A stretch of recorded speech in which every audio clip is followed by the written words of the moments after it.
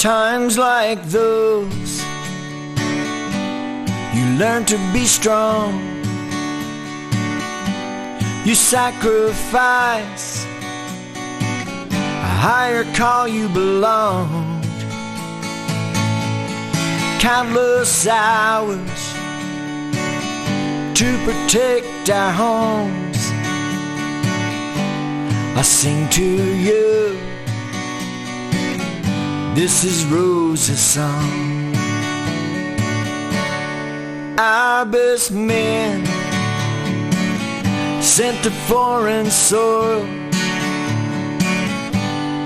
our best women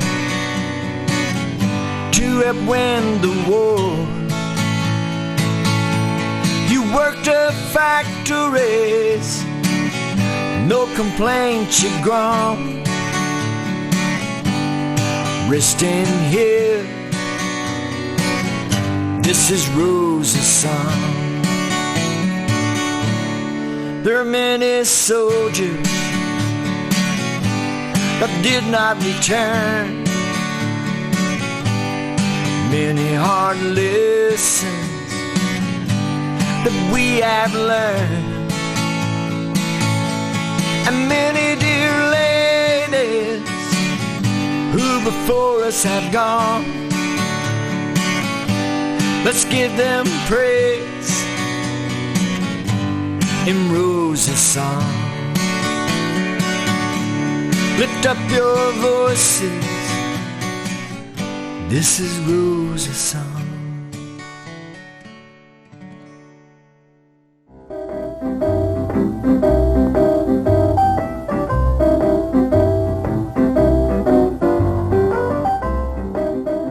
A bunch of us from that went to high school together, about 6, got in a car and 2 cars and drove out to LA and to work in the aircraft industry. And Adele Precision Instruments was about a block long, 1-story factory building right on the outskirts of Lockheed Aircraft, and they were building the big bombers, and they had 6 huge hangars. It was, it went at least a mile. So we were a very small factory, right, tucked into a huge aircraft factory, because they bought all of our hydraulic bodies. And hydraulic bodies on airplanes raise the landing gear and let it down, and on the bombers it opens the bomb bays and closes them. And then the ailerons on the wings, when you land, the ailerons go up like that. And on the tail portions of an aircraft go up and down as well. So these hydraulic bodies are put in there to close and open all of these various things. I was, I think, one of the first gals. On other shifts they had gals, but in the past they had not had women working that much in the factories. We were supplying England, of course, that had been at war for about 4 years before we got in, and we were supplying them with, they were buying aircraft from us. And we were not in a war at that time. You must realize that after December the 7th, after Pearl Harbor, the whole thing changed tremendously, of course. We were in a war then. We'd been attacked.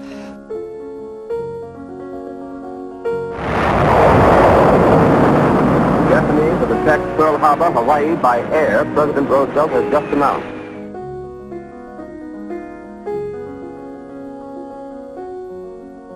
And the extras was on the street that Pearl Harbor had bombed. And this was, I had 4 brothers, and my fiance was with me, but I knew he was going to have to go in service. And there was a fear of, come over here. No matter how long it may take us to overcome this premeditated invasion, the American people in their righteous might will win through to absolute victory.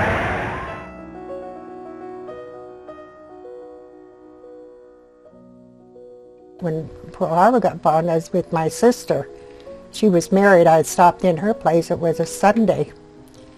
And that's when President Roosevelt came on her radio and told us, you know, we have been attacked, and we are, well, and nobody could believe it, but it happened, and overnight, everything changed.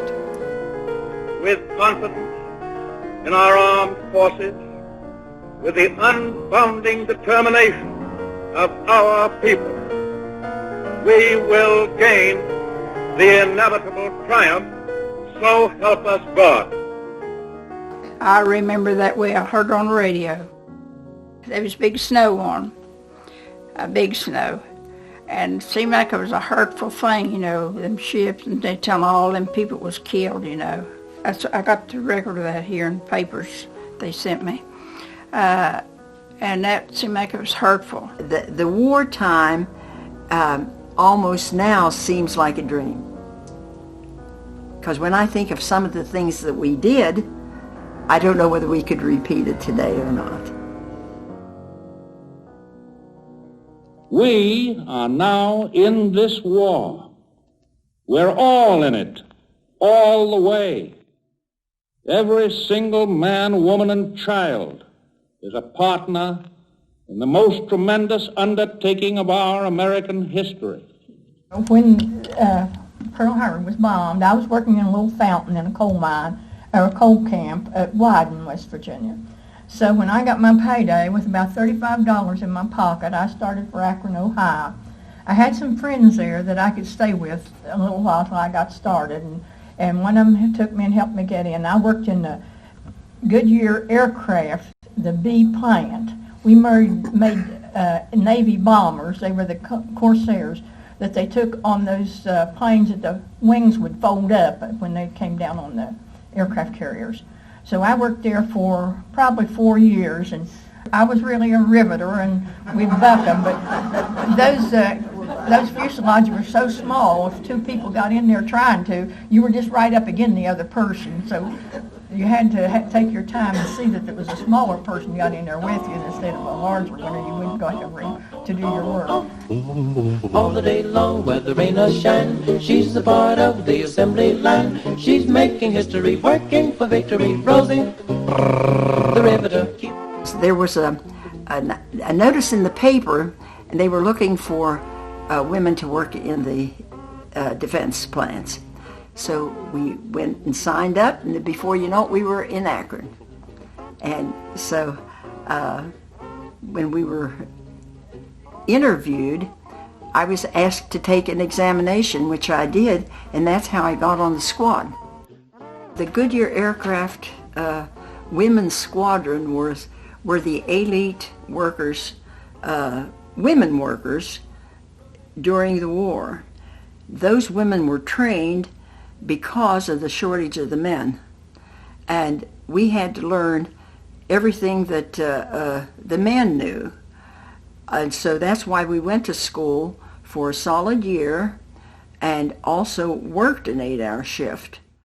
You had to know what you were doing because you had some pilot's life in your hands, especially when I worked in the flight hangar on the flight line, and the test pilots would take the planes out and see if there were any flaws that needed to be done.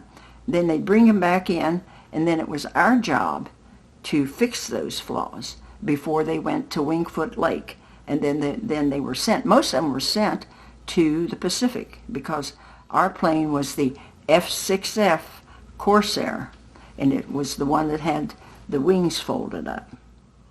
And we were doing good work. We knew we had to do good work, and we was never timed, but it seemed like that by the time we would finish this one, the one ahead of us, was ready to move to the next on. It was on conveyors. They moved by station to station, and this one we had this one ready to move on. When that one's ready to move out to the next one ahead, then from the where the jigs are, that's where my friend Ruth worked on the jigs. They had one ready for us to come up there. We just kept doing it for 8 hours a day. I was hired into Goodyear Aircraft Plant 3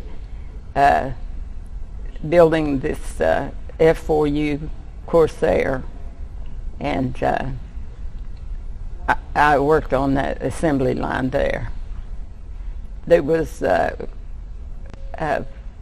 ridges that held the plane, that made it stronger through this section. From here back to here was the bulkhead, and that was the position I was working inside, putting those ribs in the bulkhead. Well, it was a classy plane. Not really big. There were just room for 2 people, a pilot and a co-pilot, and was very maneuverable. I don't know, in the past, if you've seen any movies, they could do almost anything. And there were the advantage of the wings going up. They could get a lot more on the ships that were sending out into the Pacific. They always did say that we put one out every 8 minutes. Wow. A Corsair every 8 minutes. We had to rivet all the way around it, but we had to bring it up where we could reach it good. Because we had this long air hose, and we had the gun on top of there, the air gun, and stuff. And you understand? There was rivets all the way around it. So we had to bring the rivets that's on the bottom and the side. We'd keep bringing it up. Like at the beauty shop, you know, when they pump the chair and they bring you up and take you down, we had to do that to the ship and get them all the way around.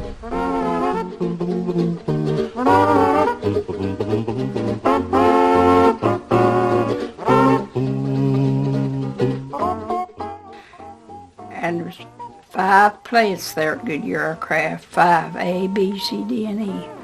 And Plant C was where I worked. My badge number was 13, my department was 391. And I was put in as a riveter, and that's what I did till the war was ended. I remember there's 13 gates there, the guards put people through. It was huge, a lot of people worked there. 3 shifts around the clock. We were issued toolboxes with certain equipment in them. And every day we had to take our equipment in our toolbox, and a guard checked it in to make sure that's all we were taking in. And the same guard checked it as we went out at night. And I worked nights. I had to walk 2 blocks to get a streetcar to go to Akron, downtown Akron. Then I had to take a bus to the airport, which was quite a ways out, to the factory. Sometimes I worked on a wing, and sometimes I worked on the tail section. This was putting the outside panels on the plane. My husband, 2 days after we married, he was shipped overseas. And my sister came back, and I went to Akron with her.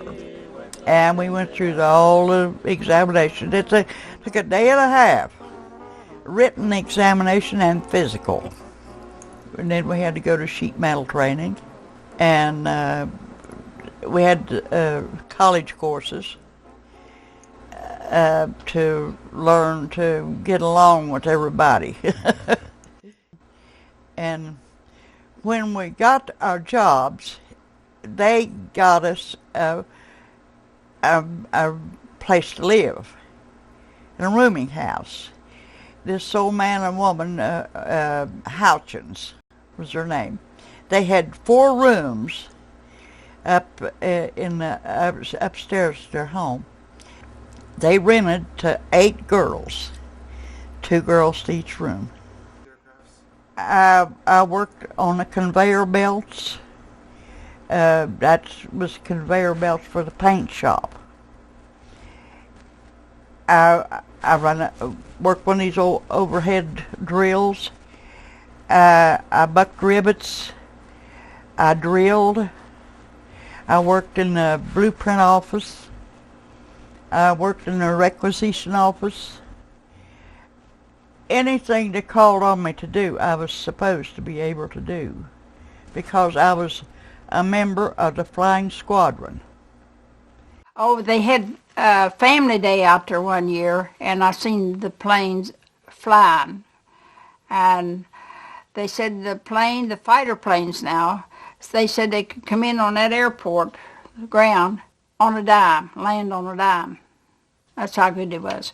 But now, the B-29 wing I riveted on, I got to go in it, viewing it, but I never did, ride it. But I almost envied them because I didn't work on an airplane. I was making inner tubes, I thought that was really something that there's working on airplanes. Now, I didn't work on an airplane, but we hitched a ride on the back of that truck dispenser and caught a bus, and my goodness, that was real interesting to know I was on my way. I was going to seek my fortune,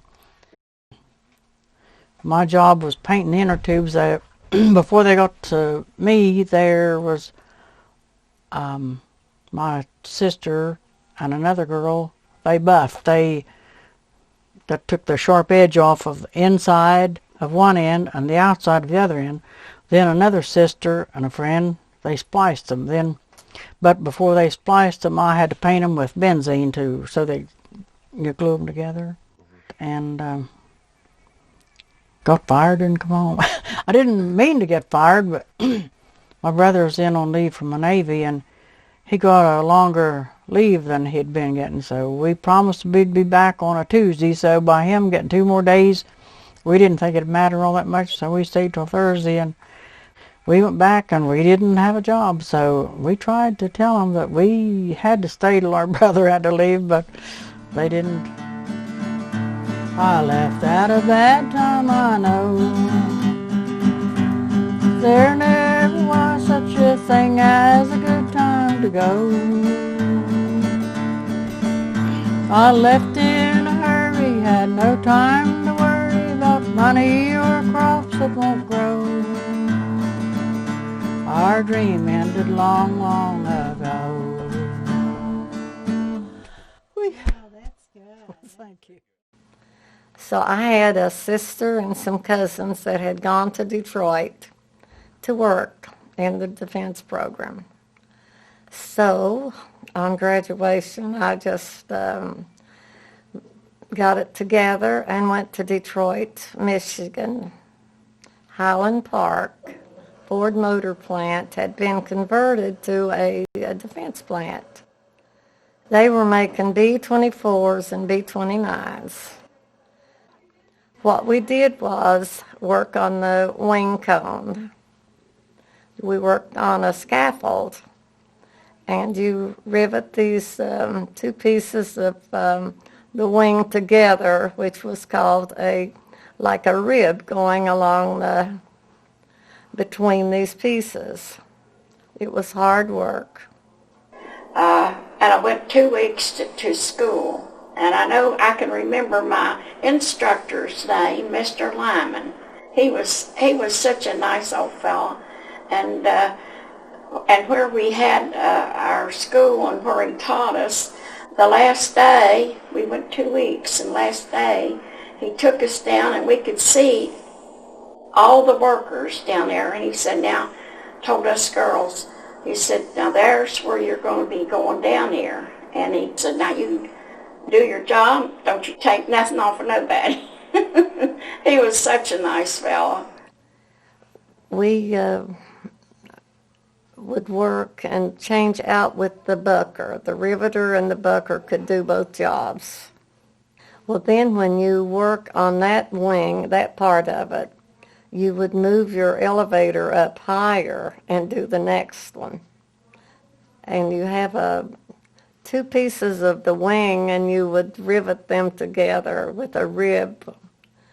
It was like a rib that went across. And but you were up on this little elevator and move up to do this on this big piece of the airplane. The B-24 is what they were at that time. These were in sections.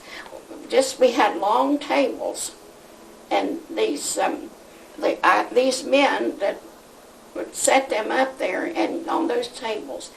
And then when you when you would go and have to put different size rivets in there and enlarge that hole, you had to take the wing apart. We had a little burring thing, and we had to go over, be sure there was no curls in between the wings that come down, because they said that would cause a weakness in the wing. And then we'd have to put it back. Another part of this plane that I experienced working on was the tail cone. It was round, and you had to do overhead riveting. So you get down in this tail cone of that, and you sit there and you rivet overhead and all around you, and it was kind of cool. I know the big bombers was up at Willow Run. If you wanted to go and transfer and go up there, they were wanting you to go, but I didn't have transportation like they wanted.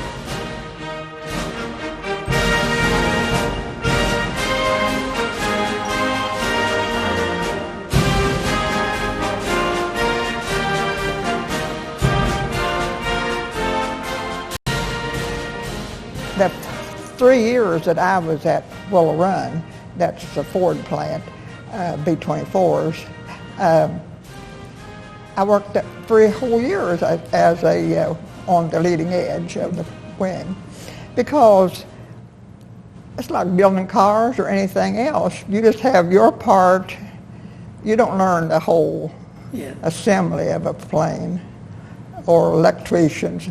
And at the same time that I was on there, well, electricians was working, whatever needed to be done, these people were working there, you know.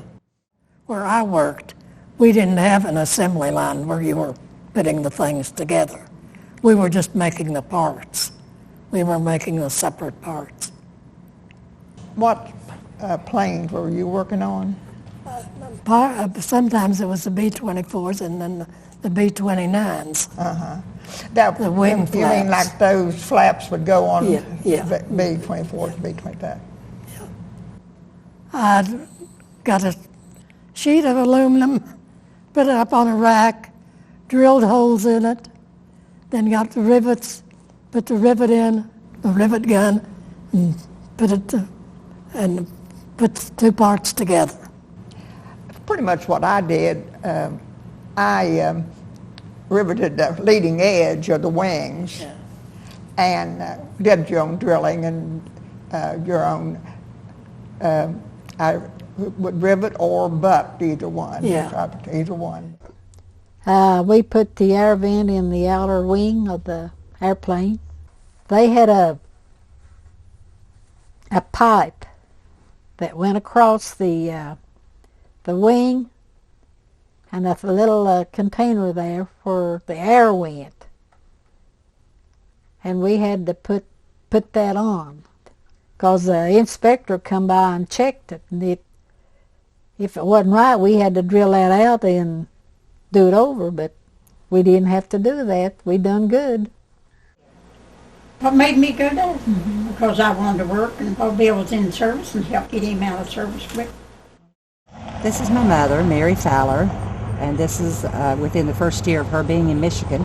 And this is my Aunt Hazel Fowler, who followed her, and this is their friend Edith. They all worked in the plants together, sometimes at different plants, but most of the time they were together as they worked. Actually, our whole family went up like a pack of rats. My great-grandmother babysat us for sometimes. My grandmothers, both of them went up and babysat.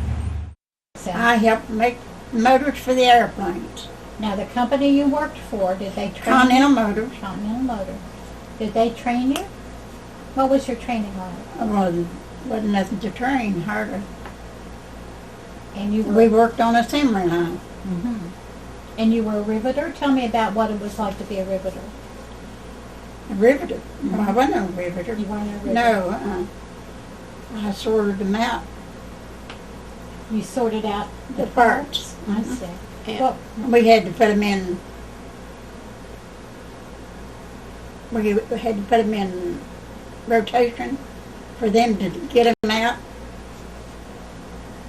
Put them in. Oh, well, I was an inspector. I figured that was coming. This is one of the first little duplexes we lived in. It had 3 rooms. This is similar to what she wore in the plants. This is a type of one-piece suit that she wore a lot.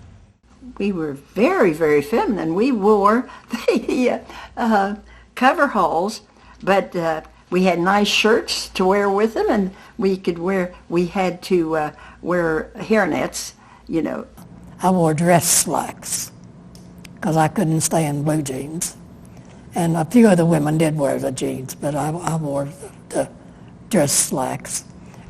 I didn't know how to make jeans. I knew how to make pants. So, no, I said I pretty soon was considered the fashion plate of the plant because I made all these polyester outfits. They wanted me to take an office job at Martin's, and I said no, that I came to use my hands. I didn't know what I was going to be able to do, but so I had to go to training for a couple weeks and learn to rivet. So I was really a Rosie the Riveter. And I had a partner, so one of us would drive the rivets and one of us would buck the rivets. And I had this huge beginner sign on me when I went to work, and the few men that were still there were men, and they tormented the beginners all the time, you know. We put the skins, if you know what that is, on the airplane on the sides, and you riveted. You got a skeleton airplane and you riveted it. That's basically what we were doing, and we did the front section of the plane. It was divided in 3 sections. It was a PBM. It was a seaplane. That's all that particular plant was building at the time, seaplanes. They transported troops, and they could land on water and get them places that the other planes couldn't. All the people here in Grantsville, my friends I ran around with, guys and gals, were up there, and this married couple said, oh, we'll come and we'll give you a room, and you can go out to Glen L. Martin's on one bus. So that was the closest, and she said, you can pay room and board once you get a salary. And I said, so I went. Wasn't doing anything here. And so I went out to Glen L. Martin's and worked on bulkheads. If you know what a bulkhead is. Yeah, it's a forward section of the airplane. It's the sections of the plane made of aluminum and dirty, and we had rivets, icebox rivets, that you had to wear gloves to get them out because they'd stick to your fingers. It's like dry ice. That's exactly, they were in dry ice. But what they do, why they put the rivets in that, was keep them down small, and then when they were put in the bulkhead, if you drilled a hole, they'd expand and they would stay. That's why they used those. This was given to me when I worked there. That's how old this thing. You can have it if you want it. You've had this since World War II. Yeah. And you've had it for over 59 years. Yeah. And people say, well, don't you have some pictures or something? I said, it didn't occur to me to have pictures taken. I was just, doing my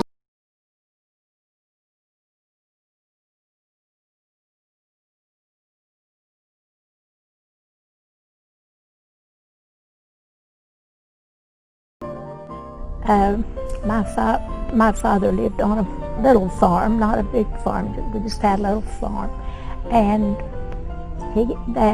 someone came and asked him if he would move to another state to work during the war. So Daddy agreed to go, and they sent us to Trenton, New Jersey on the train, not an airplane. And we were there about 6 years, something like that.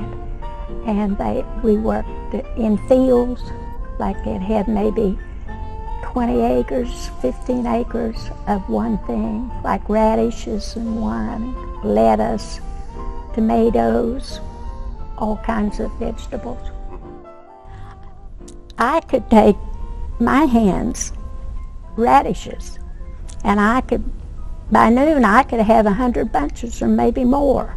And we got paid by how many bunches we did.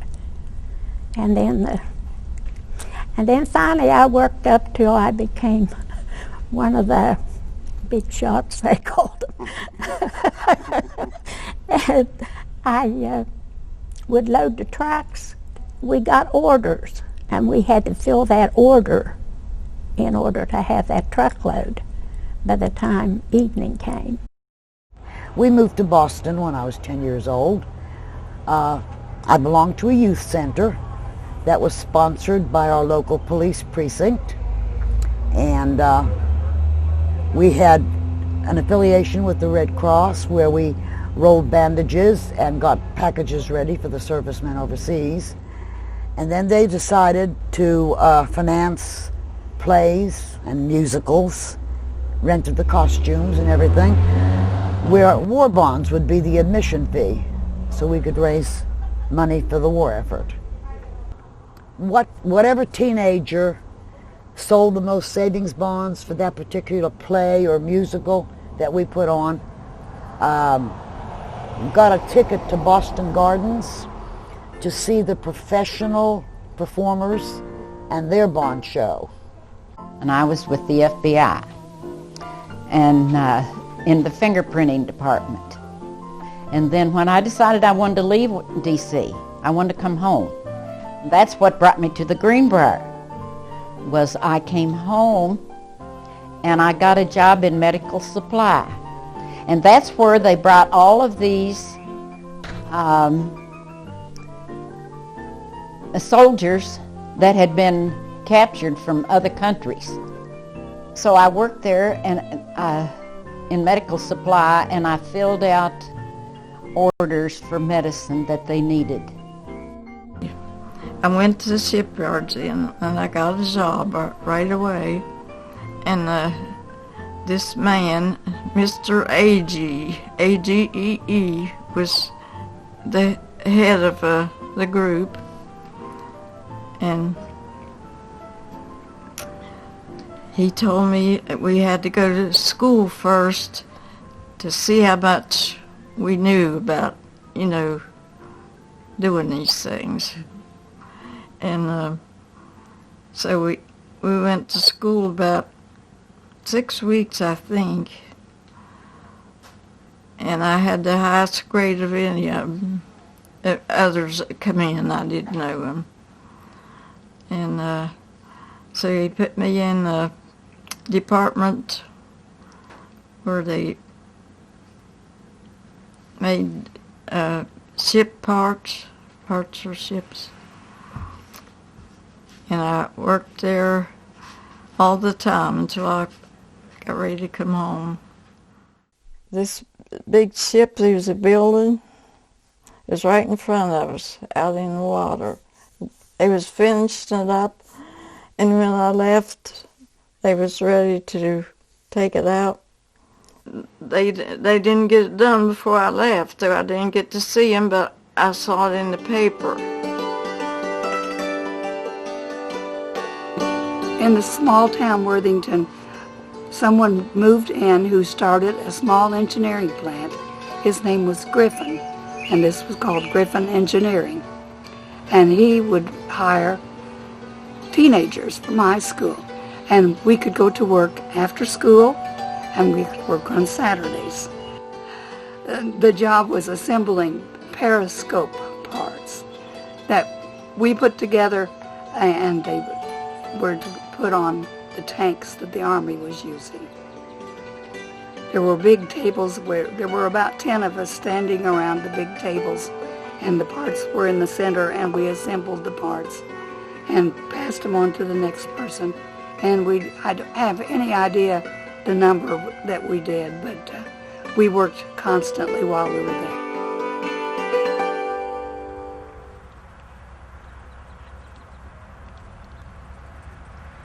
my brother worked, he was working at the West Virginia Ordnance Works at Point Pleasant.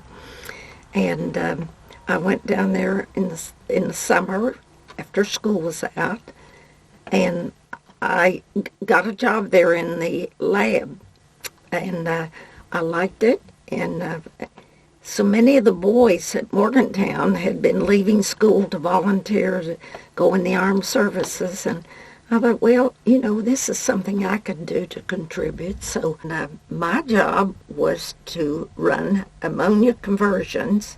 I took a glass bulb, it's probably 6 inches in diameter with a stopcock on the top, and went into the plant and got, for 60 seconds, I opened that stopcock, and then I took and shut it off after 1 minute and took that back to the lab, ran an analysis, and then I took my analysis and gave it to Gabe Marino was the man that was in charge of the platinum screens that they were used as a catalyst somehow in the ammonia conversion. It was just like a window screen, only it was platinum, and it was large. It was probably 3 feet by 3 feet. So basically they were using this in making of the TNT, and yes. Some parts of it fell through this screen, and then you had to make sure that that screen was clean. Yes, they used my analysis to determine when to clean them and when to replace them. Oh, I see. Fascinating. Isn't it interesting, really? Yes. Now, you didn't not have any chemical background beforehand. I only had chemistry up at Morgantown. But you did have chemistry. But I did have chemistry, Yeah. so I knew a little bit about it. It seemed to me like we were all girls working in the lab.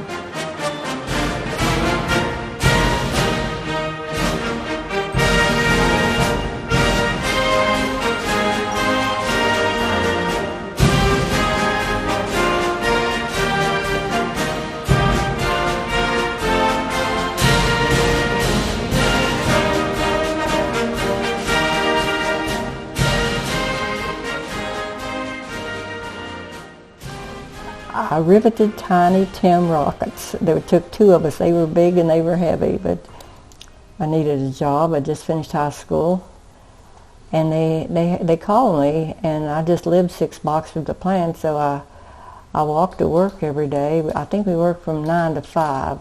We took our lunch. We wore slacks and a shirt and then a scarf on your head, and there was not very many men in the plant at all. And one of the ladies I worked with was a school teacher from Ohio. And just a very nice young lady.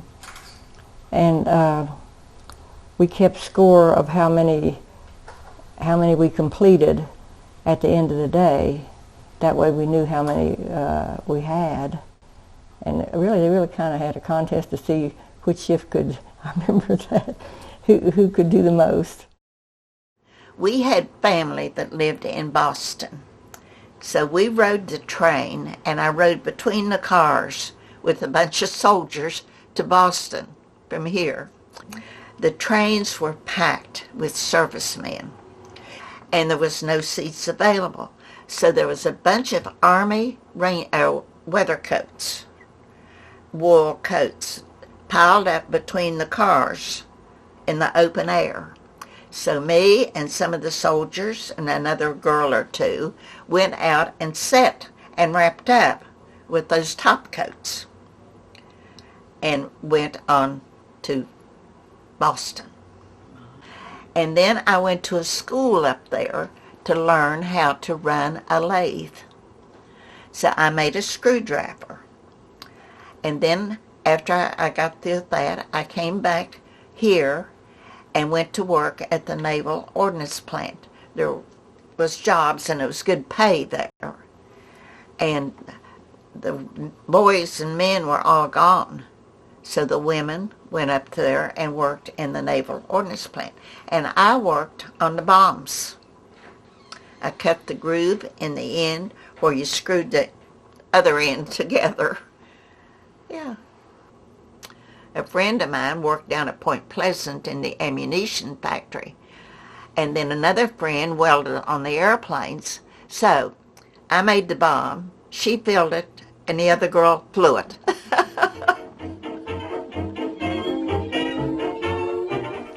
I didn't get a instructor's license until the war, after I was married, and John was overseas, of course, and my dad said to come over and work for him. He was running the flying part of that program in Princeton at that time, where people would sign up for it before they went into the real army. Mostly there were people who were going to be drafted right away and knew they were and thought that this was a way to get started.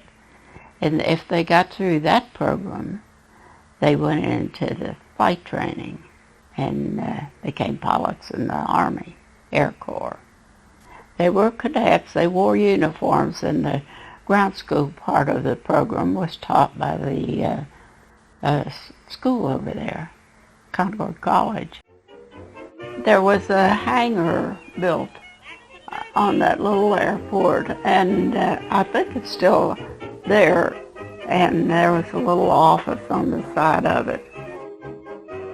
These cadets, they were around outside, and one of my students said, "Oh God, I've got the woman."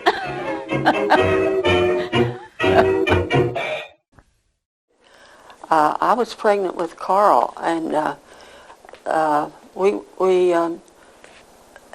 took training at Martinsburg High School, and we had 200 hours learning how to make the wingtips, so we could get a job at Fairchild. So I went over to Plant 15, and that's where they hired you. And I told her that I was 8 months pregnant, so she told me to come back 6 weeks after the baby was born, and I could go to work. I started on the wingtips, and I worked there for a while, for a year or so, and then they moved me into Plant 1 on the edge of Hagerstown, and started working on the ailerons. They raise up and down the wings, you know. When I first went there, the wingtips was in a row, and then over from it was the spars. We didn't get too much money then, but it was a whole lot at that time. I bought my father's tenant house, and I was paying on that, and 2.5 acres of ground, and then knew I was working for the war effort and all. And it was good working with other people too. And I was a drill press operator, and that we made the holes in the planes, in their plane wings, just with the drill press. They were the box cars, the ones with the bombers on each side. C-47s, I think. I guess the drill presses was up that high, and then you had to reach up and you had to bring the drill press down. And I'm left-handed. And the first thing I did, I seen all those other women in there using the machines, and they was right-handed. And I looked at the man and I said, "Well, I'm not going to be able to do it." I remember he said, "Yes, you can." And I did it. I learned it with my right hand. And I think on my assembly line there was maybe 10 women on my line. I would say about 40% of the workforce was female, because most of the guys were in service, and the ones that were there had deferments for some reason or another. Some of it was health, and some of it was other reasons. Rosie's got a boyfriend, Charlie. Charlie, he's a Marine. Rosie is protecting Charlie, working overtime on the riveting machine. When they gave her a production knee, she was as proud as a girl could be. There's something true about red, white, and blue about Rosie, the when I switched from the secretarial position to the machine shop, I really didn't have training. The job that I had, and I really do not know the real title, but we referred to it as being a runner, because you went from machine to machine and you picked up time cards. It was more or less like inspecting, because you made sure that everything was all right with the machinist, and then you reported back to the office. And then if they needed help, they sent someone out to do whatever was needed. And when we would go to work, it was a very exciting time. We all checked in at the gate. We had gatemen who were trained, guards who were trained to check everybody. We all had badge numbers, and they checked our numbers as we went in, and you carried your lunch.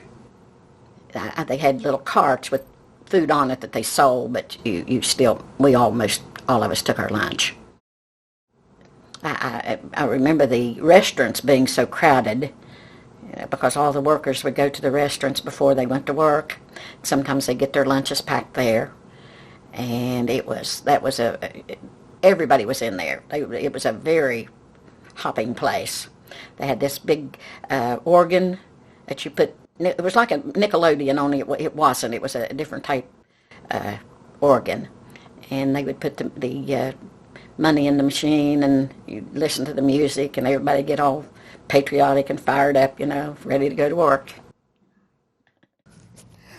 Oh, it was hard work, but you had fun. You put young people together, they'll have fun anywhere. They had a USO downtown, and we would go down there occasionally, and they'd have the service people come in, so we did meet some of the fellows coming in there to dance with us, and we had some good times dancing. So. Other than that, it was mostly work.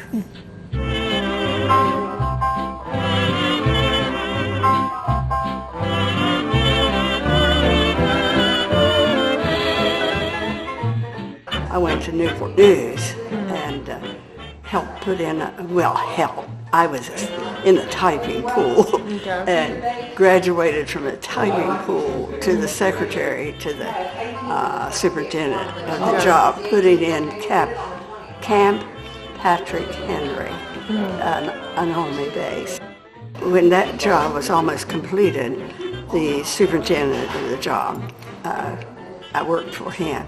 So he went to Portsmouth, Virginia, and put in another Army base. And then from there, I went to Nashville, Tennessee, and worked at Gillespie Airways. They had gotten a contract to train Army aircrew students, so my job was to run that office.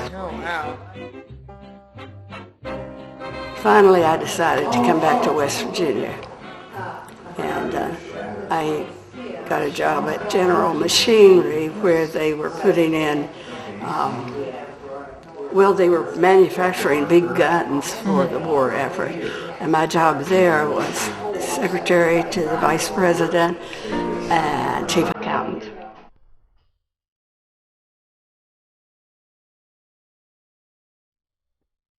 There's a job for you at Wright Aeronautical, whether you've had experience or not.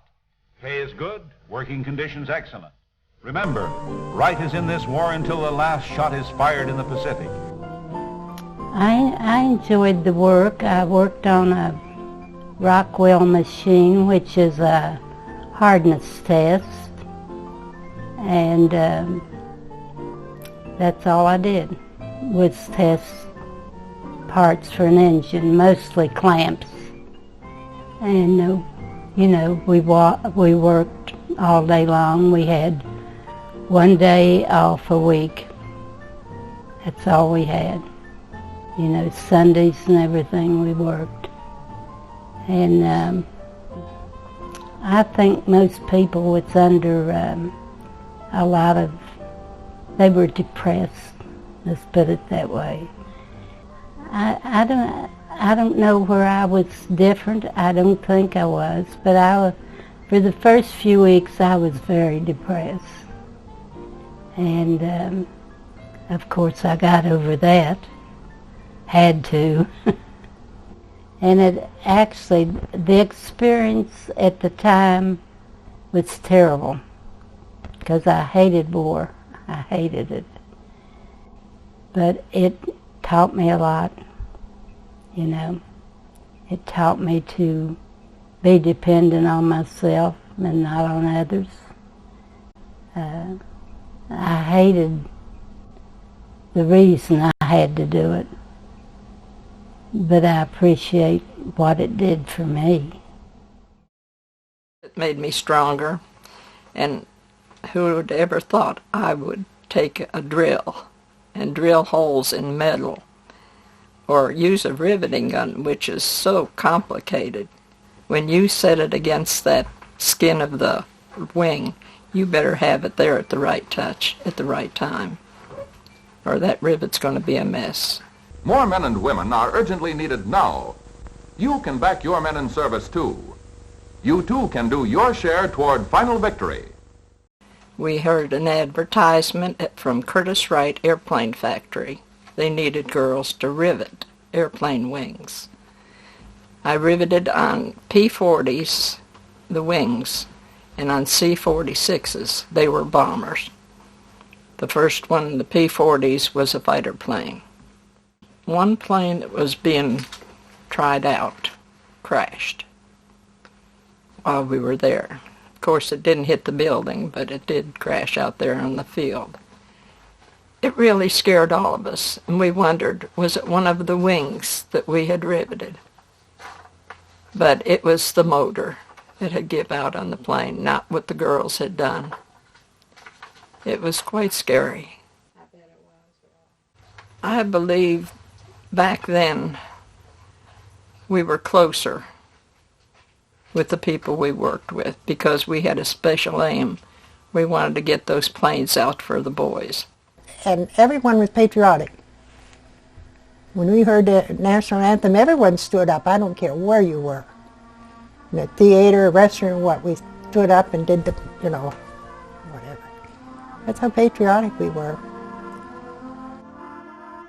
Working on B-29, well, we took turns with the riveting. One would be the outside riveting, and then putting the rivet in and bucking it, we called it. And we just took turns from the outside. And the part we worked on was the part that the engine went into, the motor, the cell, we called it, whatever it was.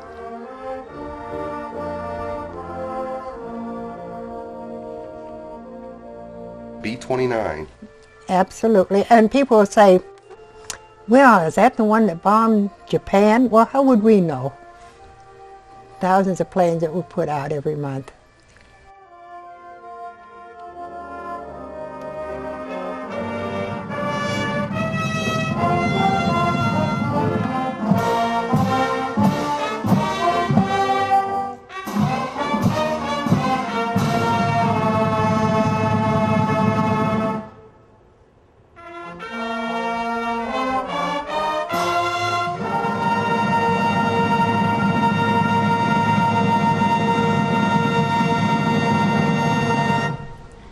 Well, one day the boss came in and said, well, children, you can go home.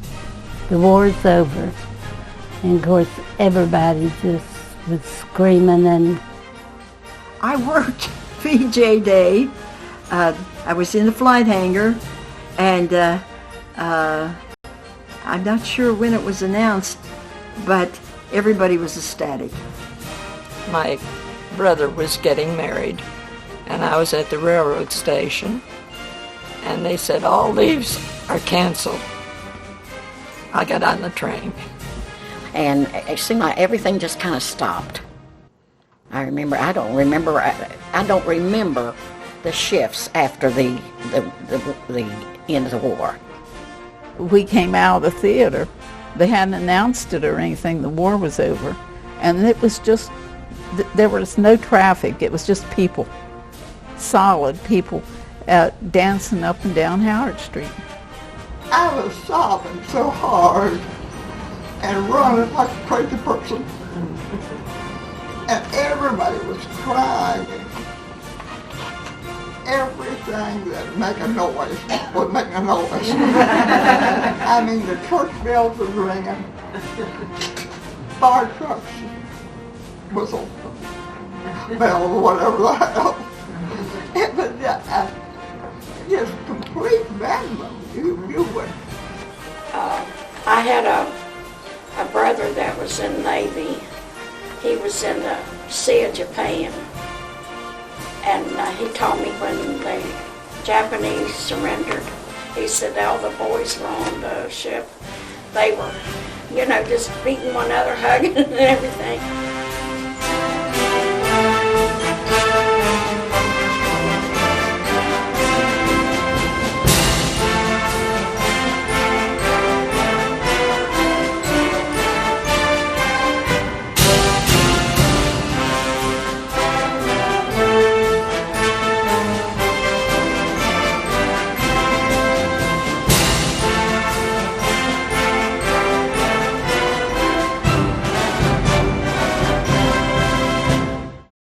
We are gathered here, representatives of the major warring powers, to conclude a solemn agreement whereby peace may be restored.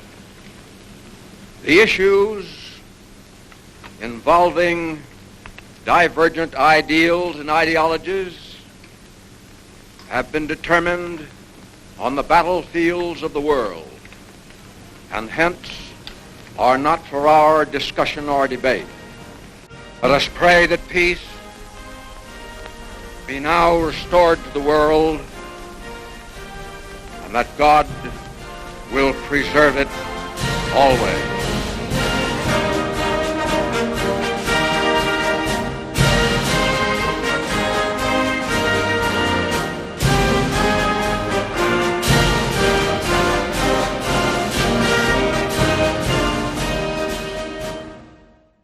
No, I never went back to the factory. There was no reason to go back. We kept our toolboxes and what equipment we had in them. They never asked for them back. So my toolbox is still sitting at probably, I think it was 808 Mays Avenue in Akron, Ohio yet. As soon as we could get ready, we got on a train headed for home. And it was so good to see them hills, so good to be back home. We didn't realize how homesick we was till the war ended.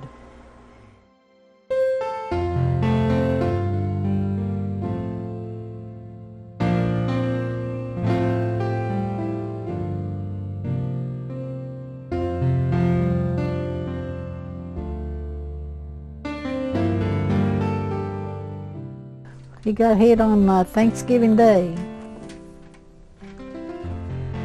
He lost his left foot, had his left arm broke and his leg broke. And he was in Walter Reed for over a year.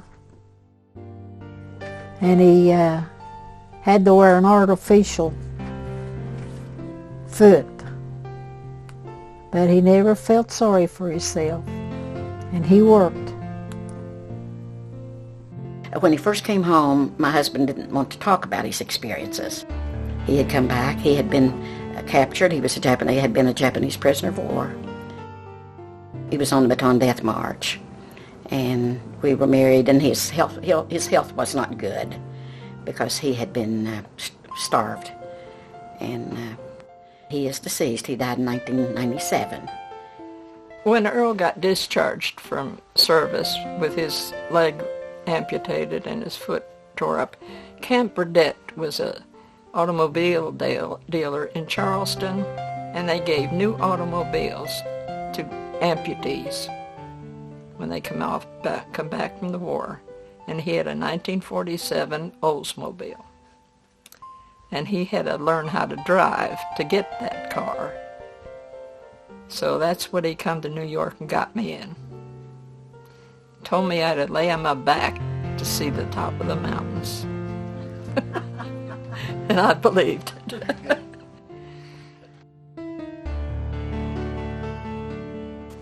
after Earl and I got married, he would scream at night. And he said every door he opened, a dead Jap would fall out. And that happened for years until he became a Christian, and he didn't have a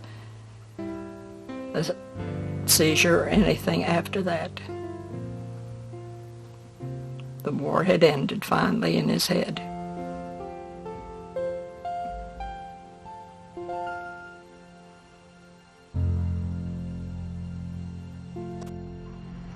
We need to remember those who fought and those who died. But there are others we should be remembered also. As years pass and as we gain perspective on World War II, we all realize more and more that the greatest generation isn't only about soldiers, nor is it only about men. Slowly but surely, stories about the crucial role played by women during World War II are emerging. These stories are important, and Rosie's, your stories are important. You know, I think it's about time that we were given a little bit of recognition for the small work that we did towards the war, you know. And to us it was pretty important. Somebody had to do it. Somebody had to build those airplanes. The women can do more than stay home and raise the children. They can do both. But up until that time, it was not popular for women to go out of the home and work. So it was kind of, homemakers was all they knew. It gives you a feeling that you have contributed and you have done something not only to help your country, but it's helped you also. I think as a person, it's helped you. It caused me to be independent, where before, you know, I depended on my family, my mother and dad, and then it was my husband. Well, when he went to service, I had no one to depend on, and it made me, I knew I had to do, you know, for myself. Being out there alone without my family, without the support of my family, was hard, was really hard. And I'm surprised I did it, but I'm glad I did it.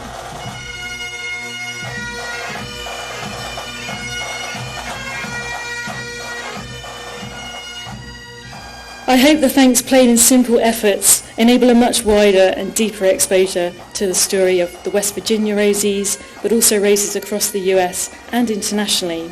This is so important, not only to highlight your contribution, but also to ensure every story is safeguarded for future generations and all the important details of history are not forgotten.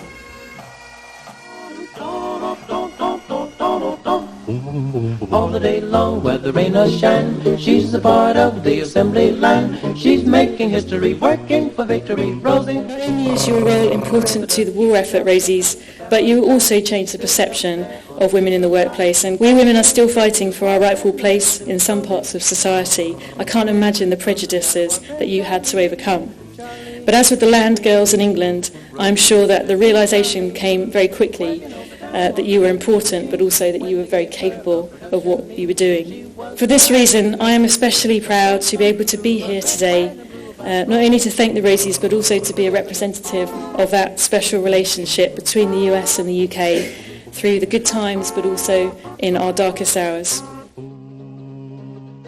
I hope that I have shown how significant the Rosies' contribution has been to the UK and to Europe's defence against tyranny, subjugation and adversity, as well as enhancing the role of women in society. In the defence of freedom, these are not simple words, but the heartfelt sentiment of a grateful nation and a nation that shares your values and your hopes.